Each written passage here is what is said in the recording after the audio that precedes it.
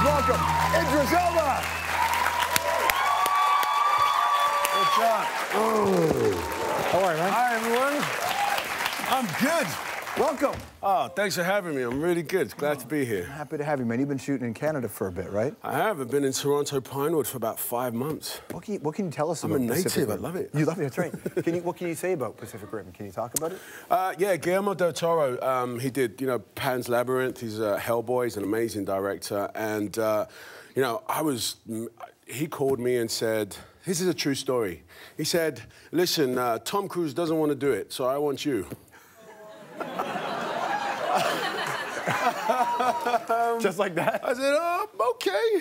Thanks, Tom. But do you feel more or less pressure to take a role like that if it comes with the caveat that Tom Cruise said no?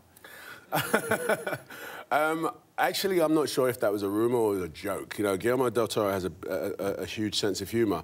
But, yeah, of course, the role was a coveted role, and I'm sure Tom would have loved to have done it. I'm sure they tried to work it out or whatever. But, yeah, the fact that, someone as big as Tom Cruise could have been playing this role, and here I am, it does add a certain sort of responsibility almost, Sure.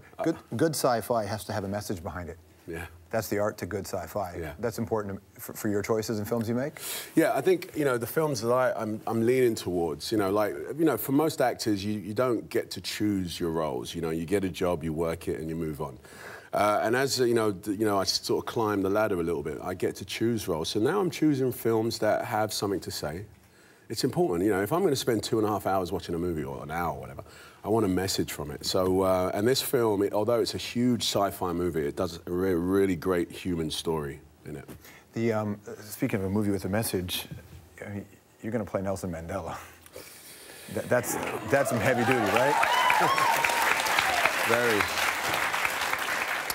Yeah, I'm really excited about the opportunity to play Nelson. Have you ever met him? Like, No. will you get to meet him? I think I will get to meet him. And he knows that I'm playing the part.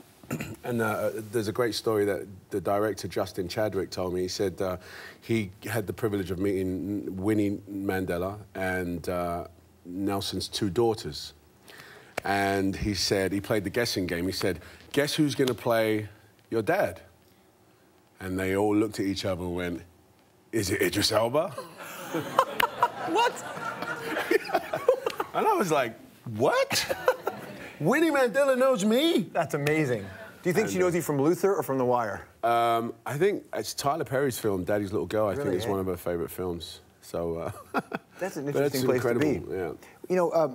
You're getting this opportunity to go and play in this iconic figure. You've also had the joy of being an iconic guy in American television, and then you've been building an iconic role with Luther in England. What's your relationship like with the Stringer Bell thing? Because I've interviewed a lot of people who've played characters before that are memorable, but when Michael Kenneth Williams was on the show, when we told people you were coming on the show, people who love The Wire, it's a different relationship with the character. What is your relationship with it like now? Yeah, Stringer is, I played Stringer at a time of my career when, I'd moved to the States and I wasn't working. I was working prior in England, doing well, and then came to the States and didn't get a job for about 4 years, and Stringer was my lifeline.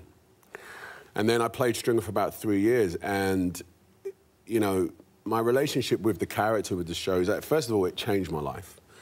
But it continues to sort of like, everywhere I go still, and it's like 7 years since I did the show, everywhere I go, there are still huge Stringer fans. And, it wows me that I touch so many people, that the writing, the characters in The Wire touch so many people. I mean, it wows me. We can't talk about what happens to Stringer Bell because it's his own story there. But at a certain point, when you're at a film and a show like that, do you become defiant about your character with the writers? Do you think you know what Stringer needs to be about? And I wonder if it's the same thing with Luther in your new show.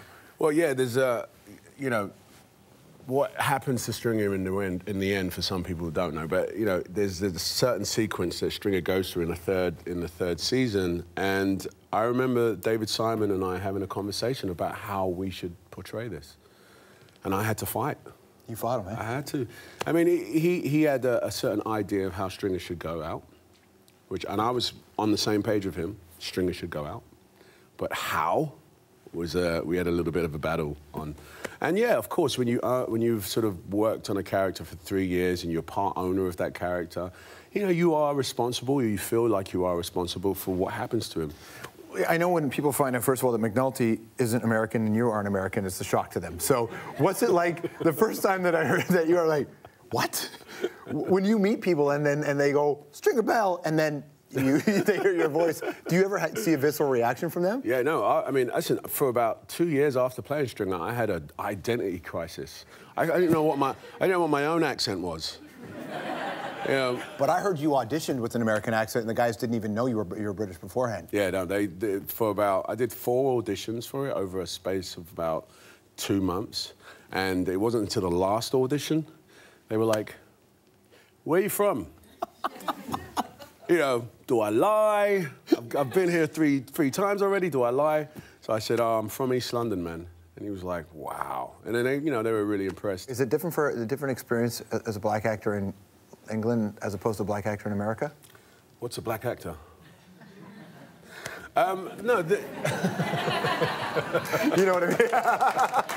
No, but I know obviously, no, yeah. Absolutely, yeah. No. The experience of, you know, in England, although very multicultural, right? Like Toronto actually, very multiracial, and has a history of that, wasn't actually represented in television as much. So, you know, we wouldn't see, you know, Afro-Caribbean people on television and characters as much as we'd like to, as much as we'd seen in America. So that was the main difference. However, the actual, you know, finding a job, getting a job, the politics surrounding being a black man in the film industry is all the same all over the world. And, you know, so there was no, I didn't get to America and suddenly it was gravy. In fact, I got to America and didn't work for 4 years. Right. And partly it's because my accent was terrible. Really? Yeah.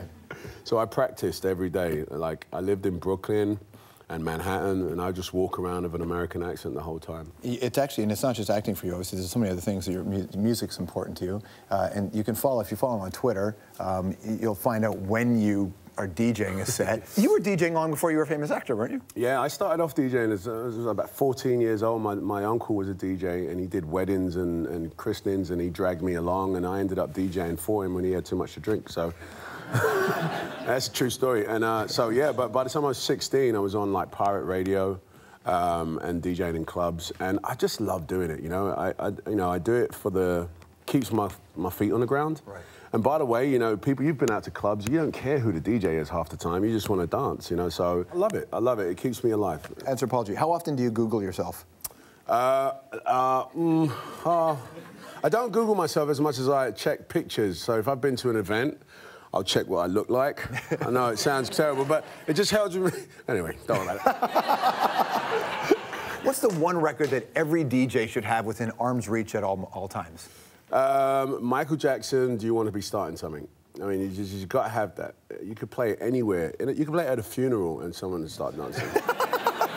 What's your go-to karaoke song? Do you have one? Bob Marley, One Love. So I'm sure it's a question that you faced before, but if Stringer Bell had to fight Luther in a dark alley, who wins? Good question. I think Luther would beat Stringer. Really? But intellectually, I think Stringer would beat Luther. So what if Idris shows up and has to get in there? Who wins that fight? This is what I would do. I would punch Luther in the mouth, and I'd do a business deal with Stringer. Who's more intimidating, Beyonce or Jay-Z? Who's more intimidating? Yeah. They're not intimidating people. They're really, really cool people, both of them. Beyonce's so sweet, and Jay's very focused. Who would win in a game of FIFA? You or Noel Gallagher? I'd have to say I'd kick Noel's ass. Would you? For sure. But he would disagree. By the way, he loves FIFA and he's really technical about it, but I'm better than him.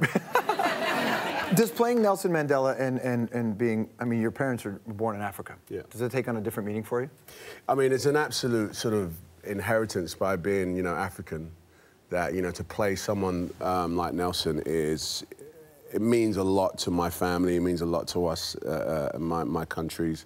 I'm half Ghanaian, half Sierra Leonean, and the news of me playing Mandela is big out there. So, yeah, it means a lot. It definitely means a lot. All right, time for a new feature, which is called Questions for an Englishman. When do you feel the most British?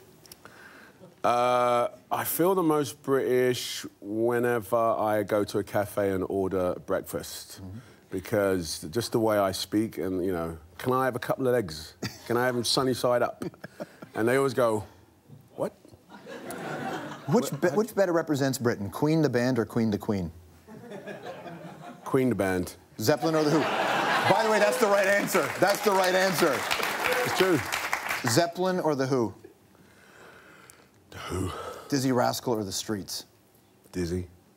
Which is your favorite Commonwealth country? Hint, hint. England! Idris Elba, everybody.